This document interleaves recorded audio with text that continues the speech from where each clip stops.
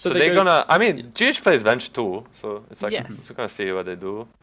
But I would say a Monkey King for the OG. The Chrysalis effect. Yeah, I mean, there's Monkey's just so many heroes bound. But like, even like we mentioned, like PL, they just go Morphling. So it's gonna be. Thompson would play this. Suma's playing it. Sure. Okay. Yeah, I'll flame. yeah. All right. And the Thompson Hoodwink, we're gonna get it. So happy to see that because I know it's been brought up so many times on panels during drafts before because we know he plays it, but finally getting to see it in action here against Miracle Invoker. I'm gonna ask the simple question: who's gonna take game one? Milan, you wanna go first? Yeah, I can go first. I think I got Nigma's here. Nigma is like really got the like strong heroes, and I think the OG didn't respond very well. Like they got their own heroes, regardless of what Nigma has been picking, and the TB is very strong. I think TB got this. Yeah, I'll go like Nigma basically allowed OG to play their own game in the draft, and they basically picked all heroes that deal defensively with the playstyle of OG. Like let them run at you, have an egg, have an arena, have a swap. So I prefer what Nigma has for like the big picture of the game, but I think that if you give OG every element of their style, then they're going to be dominant. So I'll go with the OG so that we have the 1-for-1 split. We got a bit more, animacy on the next panel where we're like, ha! They're kind of just rolling it again, and you would hope Nigma, for their sake, are better prepared this time. All right, they might find Sumail here. Good stun. Magic missile into the spear. This will be first blood for Kuroki on Team Nigma's side. That's another hero we have yet to talk about is freaking Vengeful Spirit. I thought this guy was dead too. Where are they finding these heroes from, Cinder? I didn't know there's this many heroes in Dota. Nigma played this hero together with Terrorblade exclusively, it seems like, and it's because of Vengeance Aura being so strong with Metamorphosis. When you turn into Metamorphosis with Terrorblade, I think he should be fine here, yeah. The damage bonus that you gain from meta is base damage, and that means that the Vengeance Aura gives you so much more extra, just oomph in the fights. I don't really think Kuro will pick it without that hero, but yeah, I'm... Looking over these strategies, I feel like there's so many times I see OG's drafts and I'm like, I wonder how this is going to work. And then it makes sense in the end. If I were to you just blurred out the two team names and you told me which draft you like more, it's the Dire. I think it's easier to execute. I think it's more clear-cut what you're trying to do. But seeing that OG have won 2 Chen games already against Nigma, we'll see if No-Tail can do it again here. Good pressure top on both teams, really. LTW. In other words, you absolutely hate Hoodwink as a hero, and even more so as a core. No, because we've established this absolutely time not, and time actually. again, Cinderin. Isn't that correct, Cinderin? It has grown on me for Pro Dota, Good. and I'm really curious to see it on tops on this game, actually. I wonder how this lane matchup goes. Invoker Quaswex, notoriously not very strong in lane in the first few levels against a lot of ranged heroes, but I think against Hoodwink, he might be able to break even, which would be a great start here for Miracle. And it does look like that's kind of what's happening right now. Yeah, LTW had to pop his Fairy Fire to keep himself safe. Okay, we've talked about Vengeful. Okay, we have so much to talk about, so I can't even get a hold of this game anymore. But do you even know what you build on? It's been a while since I've seen Thompson play the Hoodwink mid. And he was known for it for a bit, and a lot of people thought it was kind of a meme. But I mean, he's picking it in a TI qualifier. Remember, this is lower bracket. So famously played it in the previous series in this tournament, and they owned. Why is this hero completely forgotten, and is it actually good? Or is it just like this specific thing that they're able to accomplish with it? I feel like Chen to me is a very situational hero. It used to be in a position where you could just like first pick it a lot. But the biggest... Oh, Mind Control almost getting some mail there. The biggest change, I think, is his inability to take a lot of the creeps early on. There's other nerfs that he got, as Thompson's actually going to solo Miracle. Wow. All right. I was not expecting to see that play, but that's a great start for him. That was actually the last lane I was expecting to kill. Yeah, me too. Like, this feels almost impossible to find a kill in that lane for either of them, really. But nicely done. Maybe surprising him a little bit with the 2-2-0 build. It is quite a bit of damage if you've harassed at first. But yeah, about Chen. You're slower, simply put. You can't take the stronger creeps as early as you used to, so you hit your mech timing later, you hit your Hand of God timing later. You're less powerful in lane in general, but what you still offer Top is that lane. major AoE You're gonna heal have when to you hold get your there. horses, Synderen, because Kuroki has just died. Go ahead.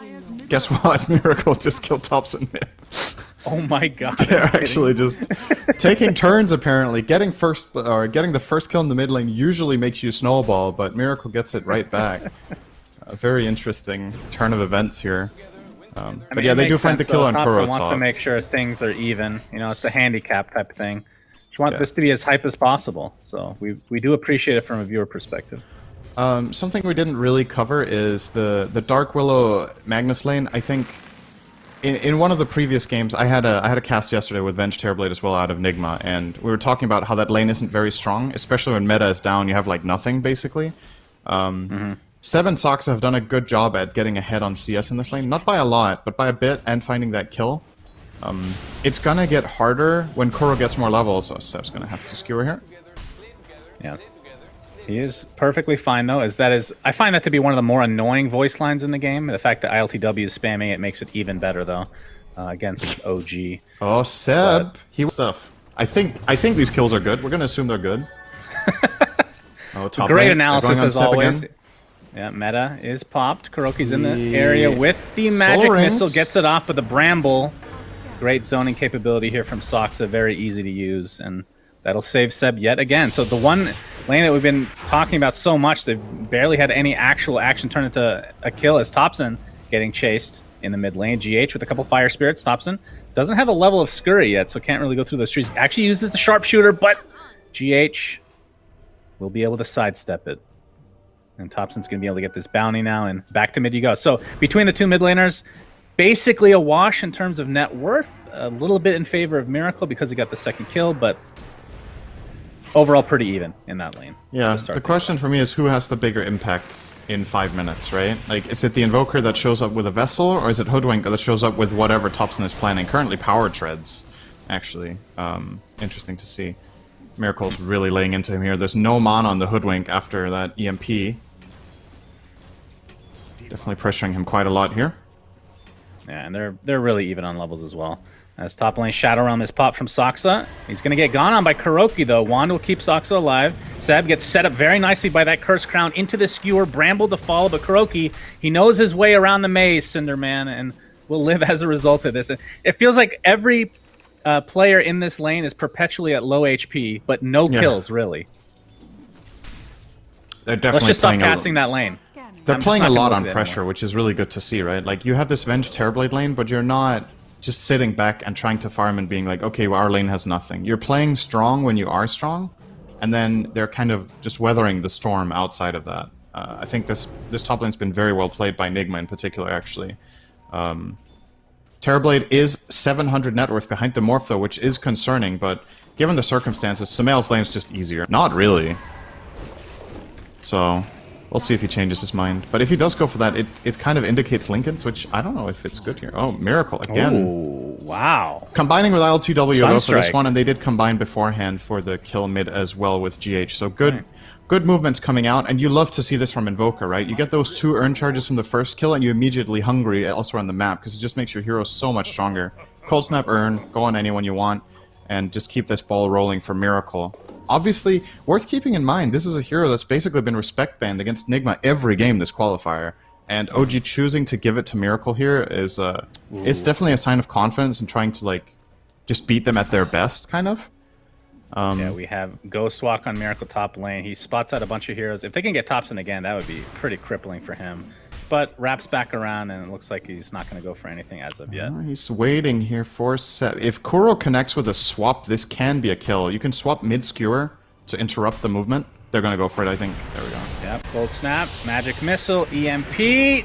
Oh, the swap into the EMP, like you said, and that'll be it. Nice kill. So nice, easy kill. That's going to give another earn charge for Mr. Miracle, who is pretty close to finishing off the Spirit Vessel. I assume this is going to be the same build we've been seeing throughout the Major and whatnot, into Midas, so you can get the Catacomb. Then, once this Vessel comes out, you open some new doors. Like, maybe you can kill the Morphling, you can easily stay on the target you've been killing so far, even though Hand of God becomes available.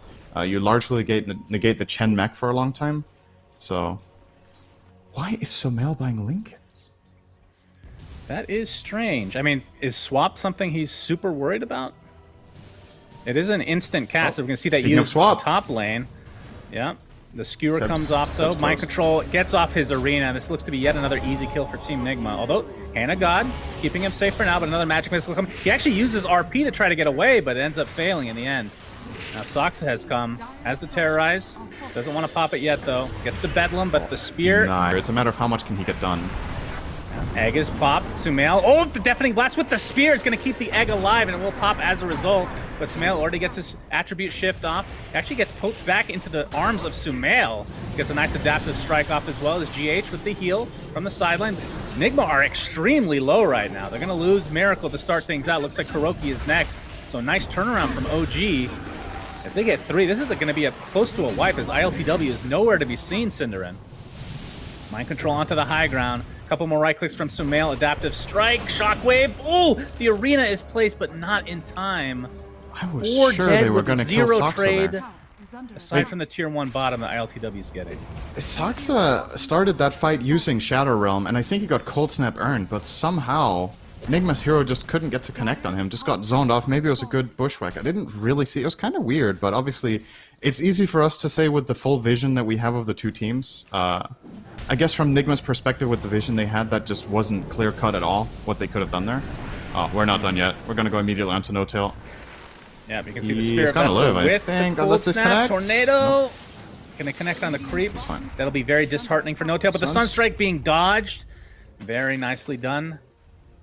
And he's gonna live as a result again. Gets out the tip as well. Middle tower is under attack.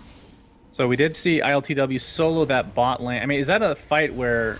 I mean, again, you talked about hindsight and us having vision and whatnot. Is that a fight that you would expect a Terrorblade to show up to? Not really, no. I think, given how that started, if they don't get this perfect control on Miracle really fast, I do think that could have been very clean for Nigma. Having that Shadow Realm used early means if you get caught by any spear or anything when you come out of it as well, you're just instantly dead. But Soxa managed to weave through the tree line really nicely to set something up. Yeah, Terrorblade doesn't need to join that. So talk to me about Magnus as an offlaner. Obviously, we've seen it. I mean, it's a flex here between mid and offlane a lot of the time. I mean, we've seen it some support as well, but not having a true empower here. You get the bonus damage, obviously, on Morphling, but don't really get cleave. Is that actually an issue at all? Because typically we see if you want an empower partner, it's something that help amplify the farm early on, like a PA or whatever heroes that need items to farm. Empower is essentially pretty good on bypass Morphling because he has insane base damage, right? Oh, Seb's dead. Swap. And this time I'm Missile, confident. EMP. Are you confident? He makes... So quick and so punching. Nigma know this is happening though, so they're going to try to go and connect. And this, honestly, this could get scary for OG. They don't have RP, and Nigma have everything except Supernova. No, they even have Supernova. Oh my god. Ult comes out onto 4. Nobody's even in the pit right now. Here comes the Meteor to follow. Thompson dies right at the beginning of this fight. Deafening Blast is not really going to connect on anything. Is the Egg also not going to connect? But there's a huge Terrorize on basically everybody from Team Nigma. Can they follow it up with anything is the question. Doesn't look like it for now. Sumail, Wave Storms through. They've lost 2 so far. The buyback now onto Soxa, but they're going to lose Seb as well. Buys back into the game as well. This Roche is extremely important for them based on the buybacks, if nothing else. And with that, Nigma will back up. This was without Metamorphosis, by the way, which is up in 7 seconds. Yep. The Supernova and Arena have been used now, though, so OG might feel confident that they can eventually just slowly wither down and claim this Roche like this. But Invoker, one of the best heroes at stalling. Indeed. Meta is up. Mind Control jumps in. The Spear will completely whiff, and he's going to get decimated as a result. But Seb, this might be a dieback. He skewers on the other side. It'll be a trade in the end, though. 3 from Nigma now on the run. Kuroki trying to make his way to safety. Doesn't look like it's going to happen, but okay. The Sharpshooter actually connects on Miracle, but either way, Kuroki finds his way to the grave. And the Roshan is still not dead yet, Cinderman. ILTW has a meta up and running. That's the buyback now from Kuro. I think we'll be able to get this. Bushwhack not going to connect, but the delay is there. The Bramble extremely annoying. Tornadoes seemingly have 0 cooldown in this game. As Sumail trying to solo this Roche, it is taking so freaking long to get it, and he gets it in the end. Jesus, Gaben. Finally, this Roche fight has ended as Nigma, well, I was going to say they're on the run, but maybe not. Egg is on cooldown for 26 seconds. All right, we can take a little bit of breather as Soxa dies. Breathe it in for Soxa, give him the old F as Kuro gets off the magic missile, getting healed. Oh, nice Sharpshooter sidestep. whizzes right by him. This is one action-packed game. Yeah, I love when the team won on that move. Thank you so much. You're the best co-casters Honestly, anybody like, could ever ask for. The thing that's so cool about this is that I don't, you know, like OG coming out with the Aegis is the only reason we can declare a winner there. Like, outside of that, it was trade-off for buybacks, it was good cooldown usage. They're really playing on the limit of what they feel like they can pull off, right? OG going for that Roche after the mid tower might seem really greedy because they don't have RP.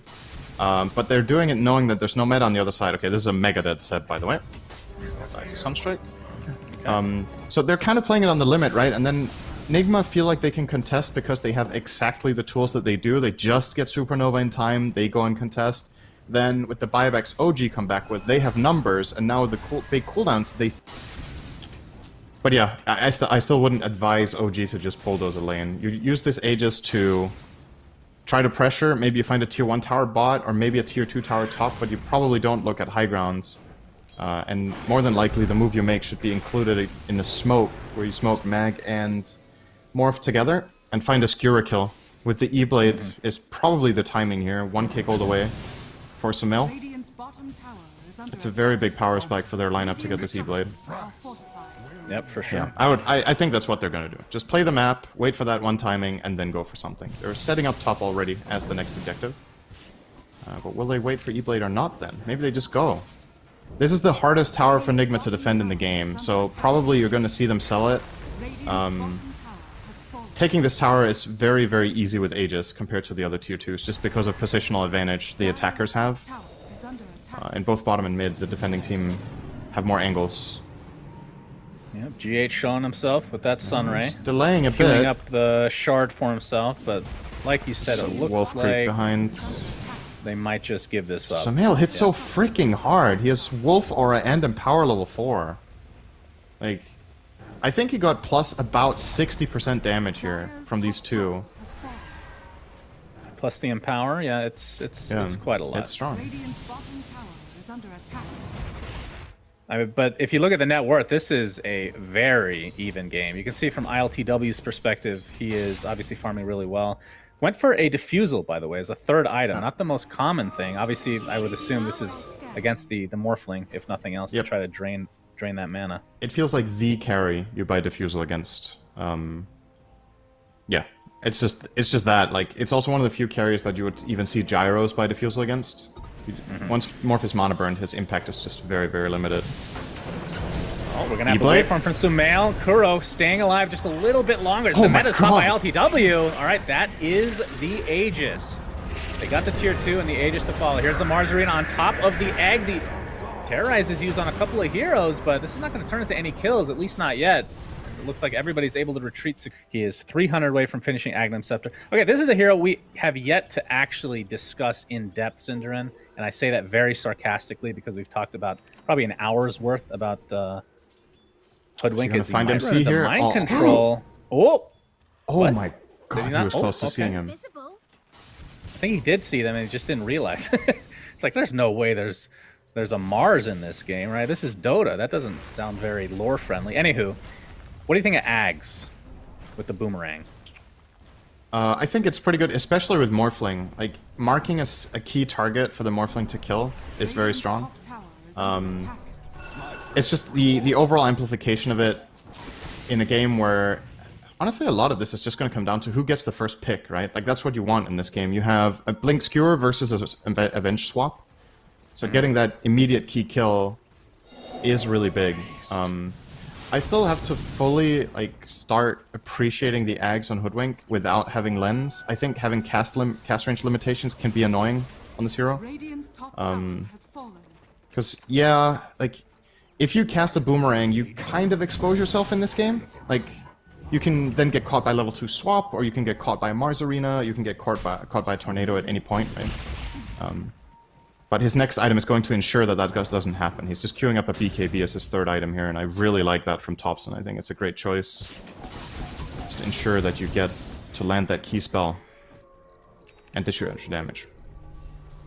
Yeah, I mean, the fact that it gives you minus 25% status resist with a lineup that has Magnus RP sounds kind of scary. There's some And all decent the synergy. incoming spell damage. We have a smoke now from Nigma. ILTW showing the illusions here. He is working towards a Scotty next, not super close, just has the one ultimate orb for now. If Thompson gets talked swapped, about he's the just E-Blade. instantly dead. Alright, they're just gonna get Yep. Arena. He's dead. He got the sharpshooter. It's dropped like nothing. It's Sumail. I thought he was out of there, but he goes back in to fight. Really well done. Oh my goodness, that From was OG. so clutch from No Tail. Alright, hang on, we're not done yet. Swap. Magic missile. These heroes are all over the place. ILTW pops the meta. They want to fight for sure. Curse Crown is applied to him as Kuro's getting chased by Sumail. We'll just assume he dies here. Looks like Seb's going to get to safety, though, in the meantime. And GH, Sumail might be in some trouble. Gets off the attribute shift, though. Doesn't want to be in the vicinity of ILTW, of course. Okay, so basically the way Nigma start that fight, they kill the Hoodwink for free. Oh well, they use Arena, right? And then we get this good RP coming out from Seb with Morph on top, but they cast Vessel on Morph, they start laying into him, he's used E-Blade offensively, so he can't save himself. But guess what? When he gets Tornado in the river, a little Satyr creep walks in, and with one Purge, removes Tornado and Vessel. Oh, It just sneaks up the river, and full-on saves the Morph, gives Sumail a reset, and he can come back in and find that Miracle Kill and eventually get out. The little Satyr that probably saved the entire fight, to be honest. I think Sumail is dead there, and Miracle lives, and then Nigma get extra kills on the way out. Damn. So, huge. It's The the little play things of the sometimes. game I mean, is that's the something thing that with you would Chen, right? barely Like, ever see. there is always the potential, right? It's just that Yeah. a lot of the times you don't find these moments where you theory craft what the hero can do with these neutral creeps, right? Like, Ice Armor can be amazing, the Purge can be amazing, the Auras can be amazing in the right moments, but a lot of the time you don't find the moment, even if it exists in the game, but No Tail finds it there. Really, really key moment from him. Dude, this game is so close, actually. It's Yeah, really he close. is- I'm a No Tail is working on a shard, by the way, so that allowed Divine Favor to be cast on allies, You which do gives you the feel old it- TP back. yeah. Seb, okay, he actually stunned himself there. Mind control. Okay, the Cataclysm. He's just obliterated. Sometimes you just die, you know. Yeah, horribly. I wonder how many times they could have killed him there in a row if he just respawned instantly. Mini game.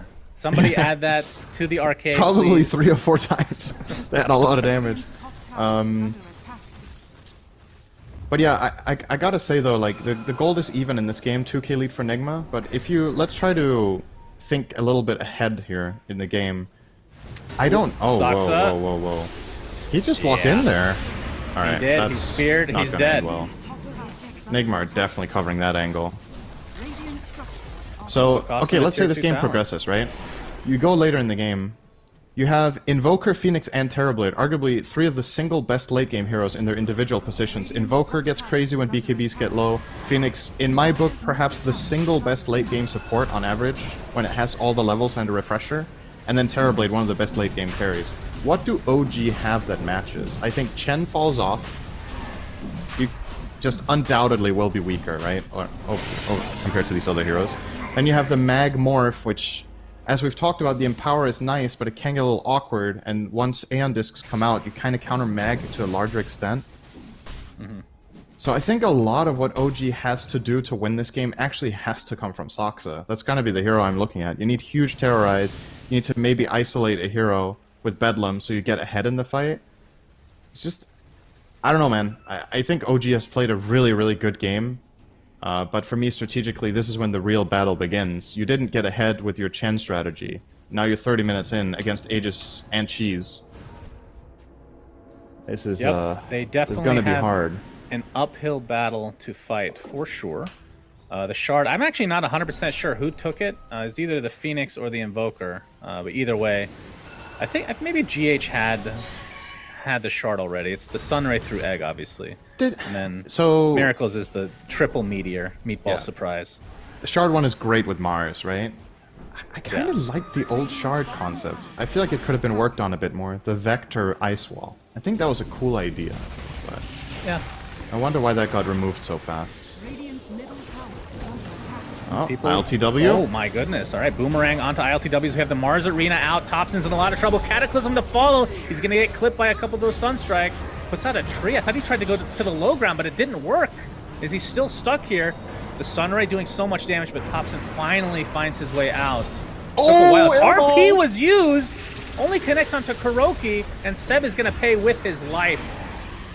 It's going to cost him Kuroki, though, so it's a 1-for-1 trade, but that's an offlaner for a position 5. All right, tell me tier this. 2 is destroyed.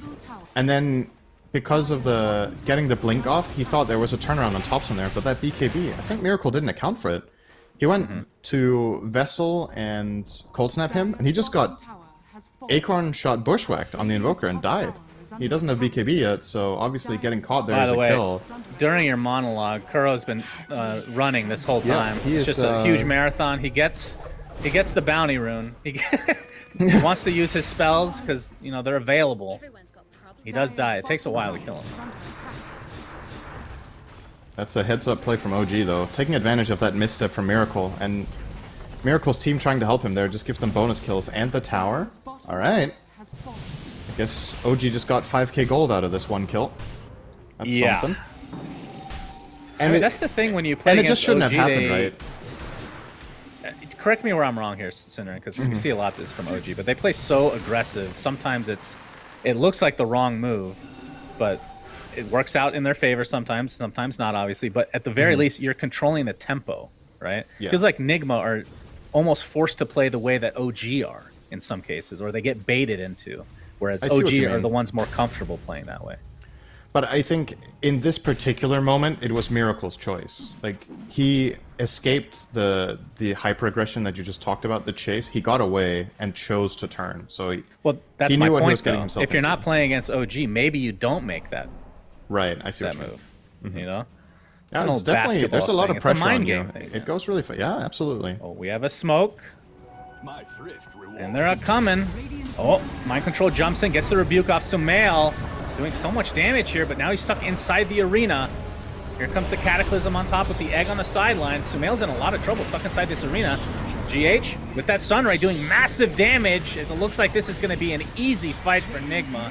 Double kill for ILTW, beautiful smoke execution. Thompson with the sharpshooter in the trees. Again, not able to connect on it. Seb on a cliff, pulling the RTZ, but Mind Control can get up there with a rebuke. No, not enough. Wow, I can't believe he survived that, actually. That was really cool. Really great execution from Nigma there, though. They find the flank on the smoke, and I loved what Mind Control did. His smoke breaks, but he doesn't instantly blink arena. He gets in, he gets a little bit of information, and then he finds his key target, which is the Willow. He walks in, BKBs, and makes sure to lock that down, because without that Terrorize, there isn't that disengage reset button that OG desperately need when they get jumped on. It's been Saksa this game saving them in a lot of bad situations. And Mind Control just took that away from them, and this is easily one lane, maybe even two. So Mel's dead for 40. It could look like a cute skewer, but... No buyback. Meta is on cooldown for a long time, but ILTW still has the cheese, so not super scared at the moment. Nigma's gonna respect this. They don't know if Morph has buyback, and it can get dicey with a blink skewer in their own base, so... Paying respect to OG. has a refresher, by the way. I don't know if we mentioned that. I have not. So, and now he's going disc, egg. which we talked about. Yeah. The item of the patch that, I don't know if you feel the same way, would not be sad if it was literally deleted instead of just nerfed. Maybe the nerf is being deleted. I'm down with that if you remove status resistance too, then. That's a trade-off I'll take. No! Let's do that. Cinderin, why do you have to be that kind of a guy? Huh? Why? Status resist is cool. Yeah, very That cool. means you don't have to buy BKB literally every game. That's the beauty of status resist. But you still have to. I suppose. You still have to buy the BKB, but it makes it seem relic. like you don't. The tier 4 item for Invoker, it's either that or Spell Prism. Those are the ones you want to see if you're Miracle. And they get the other one as well. Right, I think which one's more important? Probably give the Prism to Terrorblade? Or does he want to have the Sliver? I'm just thinking you can spam out way more map pressure with Conjure Image. You get lower cooldown on Metamorphosis. He's actually taking the Prism on Invoker, so... Okay, so GH will get the Relic. That's also a good split. I think that's fine. Okay. Yeah, I mean, you gotta talk about GH does a lot of damage. Sliver. Like, in terms of the Titan Sliver heroes, I mean, Terrorblade has got to be top 2. Minimum. Oh, right, I mean, it's a Morphling's TB. up Of there course as you well. want the Sliver for the base damage. Yeah, no way. You definitely keep that one. Usually the 20% base damage is like, it's not that much. It's the other stats that are important, but for him it's very nice. So they got what? Telescope as well. So now Kuro gives him bonus attack range. He has basically permanent double base damage right Cinder, now. man. We got the arena. Soxa looks to be dead at the start of the fight, but the RP from Seb comes on the sideline, but the BKB already popped by LA2W. And there's the buyback now from Soxa as the egg forces everybody out. Seb on the run. BKB no more. You can see him power off just before. Now Miracle applying some pressure to No-Tail. This fight is very segregated. Swap onto ILTW, still has his Sunray, but there's the Terrorize. Do they have the damage to actually burst through him with the Sunray coming through as well? Trying to heal as much as he can, but Soxa with the Bedlam, that is enough. Terrorblade is dead. Does have buyback though. It's going to cost Sumail though if he's not careful. Trying to heal up through this Sunray, but it's not going to happen. A triple kill for Miracle as he is just going ham right now. Fully healthy as well. With that Spell Prism in his inventory, Soxa gets off the Yules for now. Seb on the sideline, he cannot do anything with this Cold Snap Spirit Vessel combination. Ultra kill for Miracle. He's looking for more, but now he's a little bit low. Soxa gets off the Shadow Realm, but Miracle's going to live for now. Looks like he's going to be okay. Looking for No-Tail on the sideline now. Goes up to the high ground. He wants his Rampage, Cinderman. I don't know if it's too late. He gets it. Rampage for freaking Miracle. He's now inside the arena. The triple meatball surprise as Sumail has to wait for him to safety. Only he and Hoodwink are alive. But maybe not for long. This could be a dieback onto Thompson, and it is just that. A double Rampage for Miracle. And that might be it for game one. Holy jeez. And I was going to compliment OG in that situation for finding the kill on Terrorblade. I feel like there's less than a handful of teams in the world that even find that kill after the way that fight started. It was incredible spellcasting to make them get this kill on LTW, but Nigma supporting cast, GH with 2 amazing Supernovas. They're going to find Hoodwink here. BKB is ready. Skewered back into the brunt of things, stops with the BKB. He's just melting under the pressure. And Sumail looks to be next. He finds Kuro, but that looks like it's going to be the only kill for him. Let No-Tail really dictate the pace of the game anymore. That was a beast of a game one. I won't lie, Cinderin.